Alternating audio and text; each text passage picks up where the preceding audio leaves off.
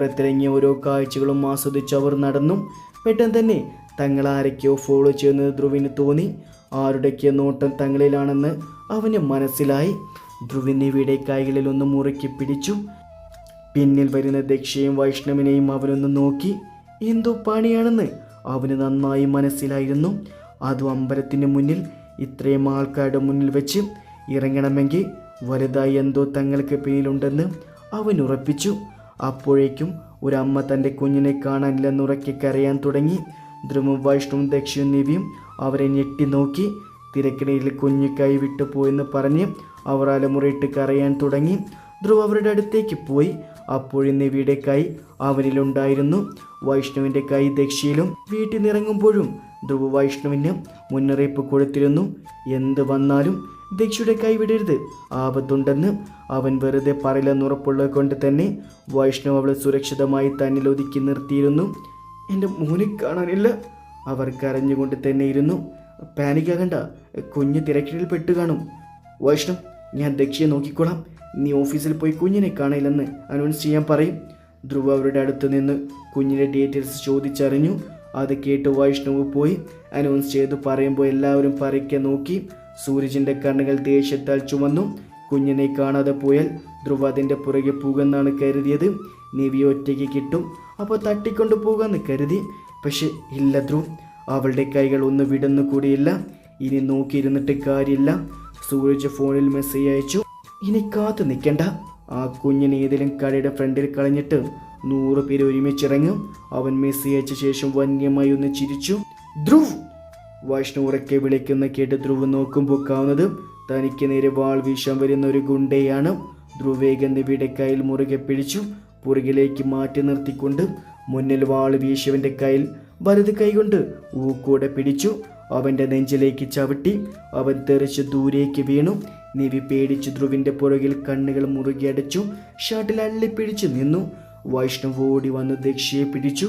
അപ്പോഴേക്കും ധ്രുവിൻ്റെ ഇടത്തെ കൈയിൽ നിവിയുടെ കൈകൾ ഒരു രക്ഷാകവചം എന്ന പോലെ പൊതിഞ്ഞു നിന്നു. ഗുണ്ടകൾ 10-20 പേര് വേഗം അവൻ്റെ അടുത്തേക്ക് വാളുകൾ കൊണ്ട് പാഞ്ഞു. നിവിയെ പൊതിഞ്ഞു നിർത്തി അവനെല്ലാവരും നേരിട്ട് കൊണ്ടിരുന്നു. ഒരുത്തൻ്റെ വാൾ ധ്രുവിൻ്റെ കയ്യിൽ വരഞ്ഞു പോയി. രക്തമൊഴുകിയിറങ്ങിയതും നിവി കരയാൻ തുടങ്ങി. ദക്ഷേട്ടാന്ന് ഉറക്കെ വിളിച്ചു പോയി. അവൻ അതൊന്നും അറിയാതെ പോലെ മുന്നിൽ വരുന്നവരെ അടിച്ചുകൊണ്ടിരുന്നു. ഇതിനോടകം മാധവും ശാരദയും മഹിയും വീട്ടുകാരുമെല്ലാം അങ്ങോട്ടേക്ക് വന്നിരുന്നു. നിവിയെ പൊതിഞ്ഞു പിടിച്ച് ഗുണ്ടകളുടെ നടുക്ക് നിന്ന് യുദ്ധം ചെയ്യുന്ന ധ്രുവിനെ കണ്ട് അവർ ഒന്ന് അമ്പരന്നു. അപ്പോഴേക്കും നിവിയുടെ മുതുകിൽ ഒരുത്തൻ്റെ വാൾ ഉറഞ്ഞു കയറി. ബ്ലൗസും കീറി രക്തം വന്നു. അത്രയും നേരം കണ്ട ധ്രുവായിരുന്നില്ല പിന്നെ. മുണ്ടിൽ നിന്ന് ഗണ്ണെടുത്ത് അവൻ മുകളിലേക്ക് വെടിവെച്ചു. ഒരു നിമിഷം എല്ലാവരും നന്ദിച്ചു. ഗുണ്ടകൾ ഒരു നിമിഷം സ്തംഭിച്ചു നിന്നു. ധ്രുവി നിവിയെ തന്നിൽ നിന്നും മാറ്റി. അവൾ കരഞ്ഞുകൊണ്ട് കണ്ണുകൾ വീർത്തി ഏങ്ങി നിൽക്കുന്നുണ്ട്. അവൾക്ക് പറ്റിയ മുറിവിനേക്കാൾ അവൻ്റെ മുറിവിൽ ശ്രദ്ധ കൊടുക്കുകയായിരുന്നു പാവം. അവൻ ഷർട്ടൂരി അവൾക്കിട്ട് കൊടുത്തു. അവളുടെ കീറിയ ബ്ലൗസ് മറച്ചു. അവളെ ദക്ഷയുടെ അടുത്തേക്ക് നിർത്തി. അവൻ്റെ ഗണ്ണെടുത്ത് ദക്ഷയുടെ നേരെ നീട്ടി. ദക്ഷി, നിന്റെ നിധിയുടെ നേർക്ക് ആരെങ്കിലും വന്നാ ഒരു നിമിഷം പോലും ഓർക്കരുത്, പൊട്ടിച്ചോളണം, അവൻ ഉറക്കെ പറഞ്ഞു. ദക്ഷി കണ്ണുകൾ തുടച്ച് അവൻ്റെ കയ്യിൽ നിന്നും ആത്മവിശ്വാസത്തോടെ ഗൺ മേടിച്ചു. ധ്രുവ് ഗുണ്ടകളെ നോക്കി വന്യമായി ഒന്ന് ചിരിച്ചു. അവൻ്റെ നഗ്നമായ നെഞ്ചുകൾ ഒന്നുകൂടെ ഉറച്ച പോലെ കണ്ണുകൾ ചുവന്നു. കഴുത്തിലെ ഞരമ്പുകൾ ക്രോധത്താൽ വലിഞ്ഞു മുറുകി നിൽക്കുന്നു.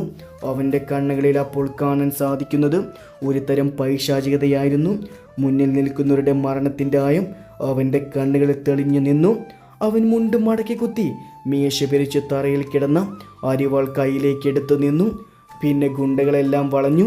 ധ്രുവ് ഒരു ദയവുമില്ലാതെ തൻ്റെ മുന്നിൽ വന്ന എല്ലാവരെയും വെട്ടി. പകുതി പേരും ഇപ്പോൾ നിലം പരിശായിരിക്കുന്നു.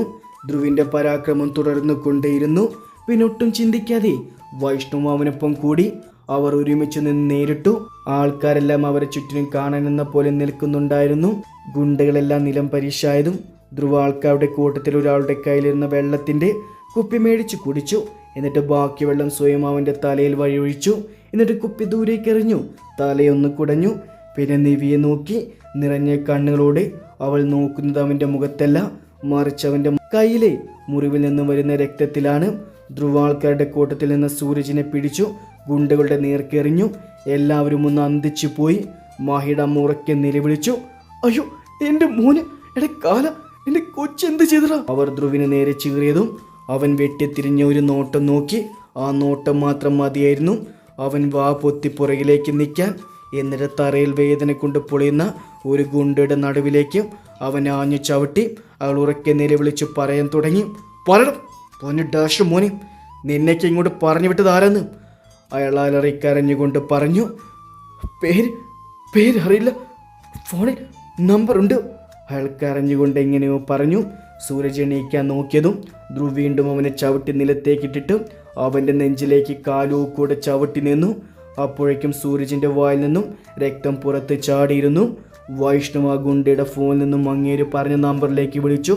അപ്പോഴേക്കും സൂരജിൻ്റെ പോക്കറ്റിൽ ഫോൺ ബെല്ലടിച്ചിരുന്നു. വീണ്ടും എല്ലാവരും ഞെട്ടി. മുന്നിൽ കോപിതനായി നിൽക്കുന്ന സംഹാരദേവന്റെ കയ്യിലാകും സൂരജിന്റെ മരണമെന്ന് നിമിഷ നേരം കൊണ്ട് അവർ ഉറപ്പിച്ചിരുന്നു. സൂരജ് പക്ഷേ ഒരു വന്യമായ ചിരിയോടെ ധ്രുവിനെ നോക്കി. ധ്രുവന് നെറ്റി ചുളിച്ചു. സൂരജ് തറയിൽ കിടന്ന് തന്നെ ആർത്ത് ചിരിച്ചു. എല്ലാവരും ഇവന് ജീവന് കൊതിയില്ലെന്ന പോലെ സൂരജ് നോക്കുന്നുണ്ട്. സൂരജ് ക്രൂരമായ മുഖത്തോടെ പറഞ്ഞു. എടാ ധ്രുവദക്ഷ്, നിനക്കെന്നെ ഒന്നും ചെയ്യാൻ പറ്റില്ല. എൻ്റെ നെഞ്ചത്ത് വെച്ചേക്കുന്ന നിന്റെ കാൽ ഞാൻ ഇങ്ങോട്ട് എടുക്കും. ഓരോ നിമിഷവും എന്നെ തൊട്ടതെന്തിനെന്നോർത്ത് വിഷമിക്കും. അതിനുള്ളത് ഒരുക്കി വെച്ചിട്ട് തന്നെയാണ് സൂരജ് കളിക്കിറങ്ങിയത്.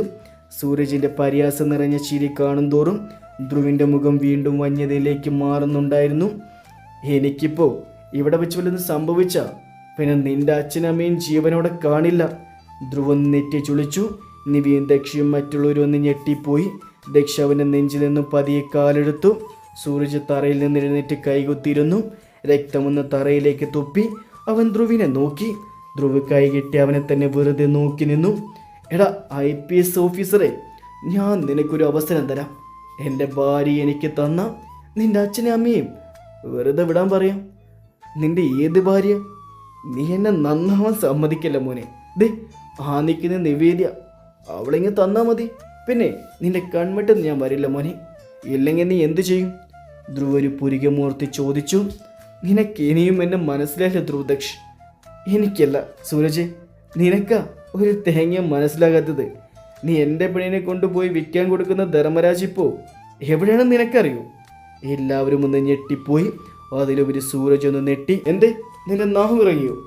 അവനും അവൻ്റെ മുയലാളിയും ഇപ്പോൾ അങ്ങ് പരലോകത്ത് ഇതൊക്കെ കണ്ടിരിക്കുന്നുണ്ടാകും. സൂരജ് ഒന്ന് ഉമിതി നിറയ്ക്ക് അവനെ നോക്കി. നിന്നെ അല്ല, നിന്നെ വളർത്തി വഷളാക്കിയതേ നിന്റെ അമ്മയെ പറഞ്ഞാൽ മതി. ധ്രുവ അവർക്ക് മേൽ തിരിഞ്ഞു. എൻ്റെ അമ്മയേക്കാൾ പ്രായമുണ്ട്, എന്നാലും പറഞ്ഞു പോകുമോ? അമ്മ എന്ന രീതിയിൽ നിങ്ങൾ വലിയൊരു പരാജയമാണ്.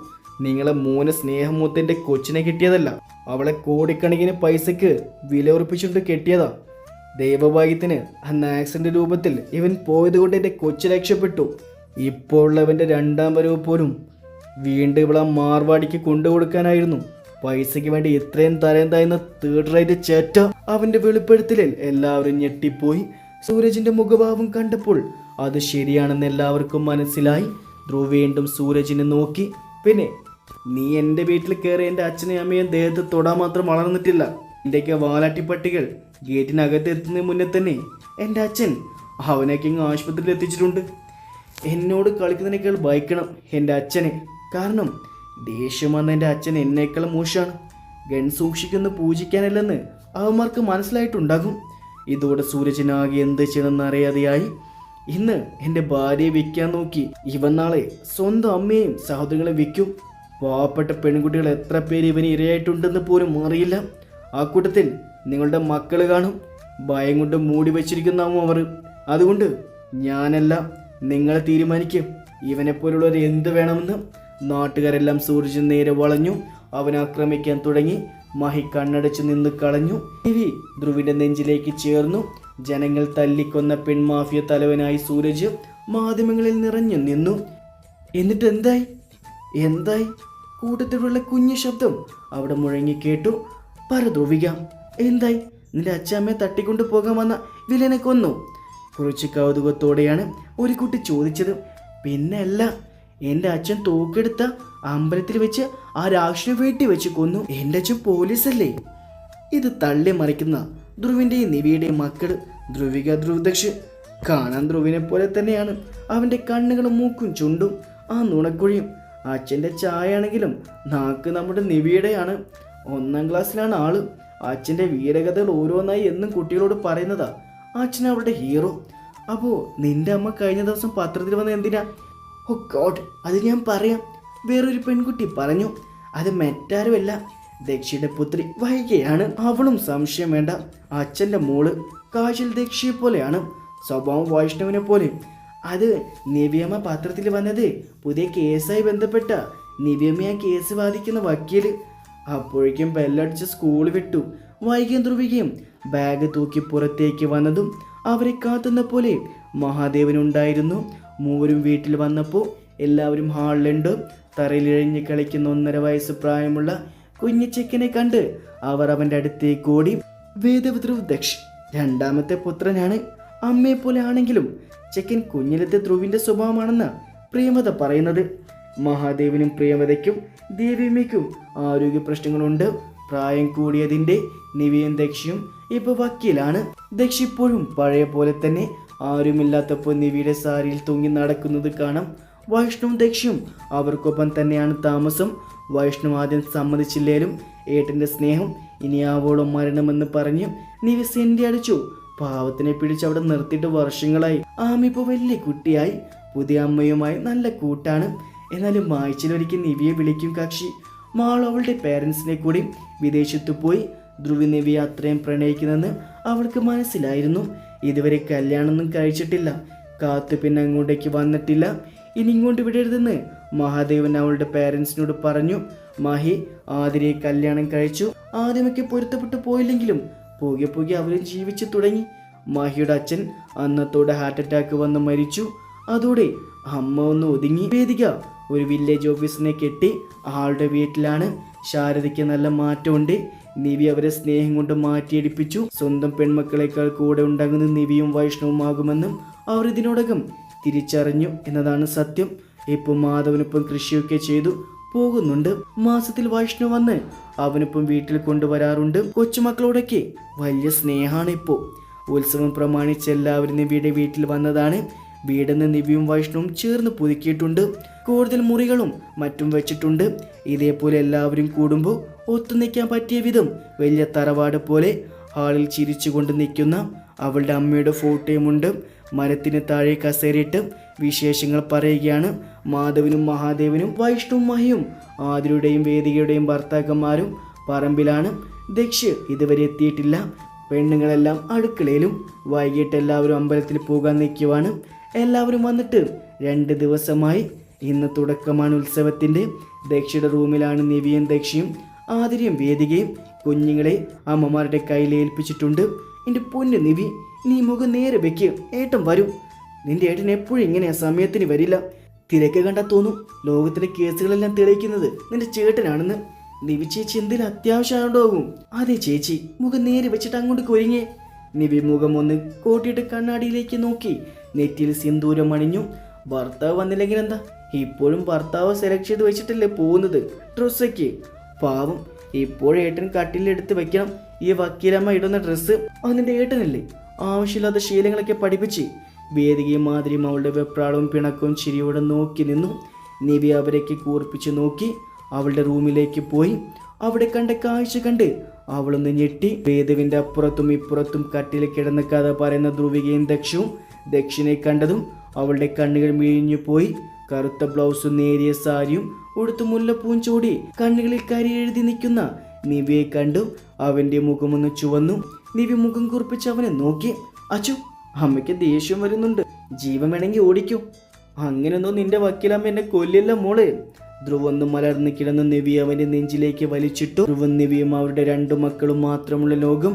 അയ്യോ മോശം വിട്ട്, കൊച്ചുങ്ങൾ ഇരിക്കുന്നു കണ്ടൂടെ. അതിന് ഞാനൊന്നും ചെയ്തില്ലല്ലോ, ഞങ്ങളുടെ കൂടെ കിടത്തിയിട്ടല്ലേ ഉള്ളൂ. അച്ചോ, അമ്മയുടെ മുഖത്തെ ചുവന്നു. ധ്രുവ ചിരിക്കടിച്ച് പിടിച്ചു. ചെക്കനാണെങ്കിൽ അത് കണ്ടതും ധ്രുവിൻ്റെ കയ്യിൽ പിടിച്ചു. കുഞ്ഞ് പല്ല് വെച്ച് കടിച്ചു. അവൻ അങ്ങനെയാണ്. അമ്മയുടെ മുഖം മാറിയ അച്ഛനായാലും ആരായാലും അവനെ കൊണ്ട് പറ്റുന്ന വിധം അവൻ ഉപദ്രവിക്കും. അമ്മ മോനാണ്. ഔച്ച്! ധ്രുവ നേരിവ് വലിച്ചു. എൻ്റെ പൊന്നു ദേവുട്ട, ഞാൻ നിന്റെ അമ്മയെ ഉപദ്രവിക്കില്ല. സത്യമായിട്ടും സ്നേഹിക്കുക. നിന്റെ അമ്മൻ്റെ ഭാര്യയാ. അവളൊന്ന് തൊട്ടാലേ നീ എന്നെ കൊല്ലാൻ നിന്ന് എങ്ങനെയാ ശരിയാവുക?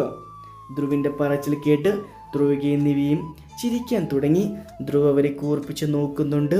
പണ്ട് നിങ്ങളുടെ കുരുത്തം കെട്ട മോള് ഞാൻ നിങ്ങളൊന്ന് തൊട്ടതേ ഇതുപോലെ എന്നെയും കുറെ ഉപദ്രവിക്കായിരുന്നല്ലോ. ഇനി കുറച്ചു നാളെ നിങ്ങൾ അനുഭവിച്ചു. ധ്രുവ ദയനീയമായി ദേവുവിനെ നോക്കി. അവൻ ധ്രുവിൻ്റെ ലോക്കറ്റ് വായിൽ വയ്ക്കാൻ നോക്കുവാണ്. ഇനി കിടന്നാൽ ശരിയാകില്ല, എല്ലാവരും ഇറങ്ങി വന്നേ പോകാം. ധ്രുവി വേഗം വൈകിയുടെ അടുത്തേക്ക് ഓടി നിവി ദേവിനെ കയ്യിലേക്ക് എടുത്തു. അപ്പോഴേക്കും അവളെയും കുഞ്ഞിനെയും ധ്രുവ് പുറകിൽ നിന്നും വാരിപ്പുണർന്നു. പതുക്കെ നിവിയുടെ കാതിൽ പറഞ്ഞു, അതെ വക്കീലി, ഈ പോലീസ് 2 ദിവസമായി പട്ടിണിയാ അറിയാലോ. വന്നിട്ട് നമുക്ക് പതുക്കെ ഉറങ്ങാമേ, കുരിപ്പുകളൊക്കെ നേരെ തുറക്കാമേ. നിവിയുടെ മുഖം അപ്പോഴേക്കും ചുവന്ന് കയറി. എൻ്റെ പൊന്ന് നിവി, എൻ്റെ കൺട്രോൾ കളയാതെ നീ വന്നേ. എനിക്ക് വന്നിട്ട് വിശപ്പ് തീർത്ത് തന്നാൽ മതി. മുഖം ചിരിച്ചുകൊണ്ട് പുറത്തേക്കിറങ്ങി. പുറത്തിറങ്ങിയത് ധ്രുവ് പഴയ പോലെ ഗൗരവക്കാരനായി. എല്ലാവരും അവരുടെ വണ്ടിയിൽ അമ്പലത്തിലേക്ക് പോയി. തിരക്കിനിടയിലും അമ്പലത്തിലേക്ക് കയറി. ധ്രുവ് ഒരു കൈ കൊണ്ട് നിവിയുടെ ഇടുപ്പിൽ പിടിച്ച് തന്നോട് ചേർത്ത് വെച്ചിട്ടുണ്ട്. മറുകൈയിൽ ധ്രുവിക എടുത്ത് പൊക്കി വെച്ചിട്ടുണ്ട്. നിവിയുടെ കയ്യിൽ കുഞ്ഞു ചെക്കനുണ്ട്. അവിടെ പുറകെ മറ്റു കുടുംബാംഗങ്ങളും. തലയെടുപ്പോടെ നടന്നു വരുന്നവരെ എല്ലാവരും ബഹുമാനത്തോടെ നോക്കുന്നുണ്ട്. ശിവലിംഗത്തിൽ നോക്കി അവർ മനസ്സൊരുക്കി പ്രാർത്ഥിച്ചു. ഇനിയും തൻ്റെ പാതികൾക്കൊപ്പം മക്കൾക്കൊപ്പം സന്തോഷമായി ഇതുപോലെ ജീവിക്കാൻ ഈ ജന്മത്തിലും വരും ജന്മത്തിലും അവസരം തരാൻ മനമുരുകി അവർ പ്രാർത്ഥിച്ചു.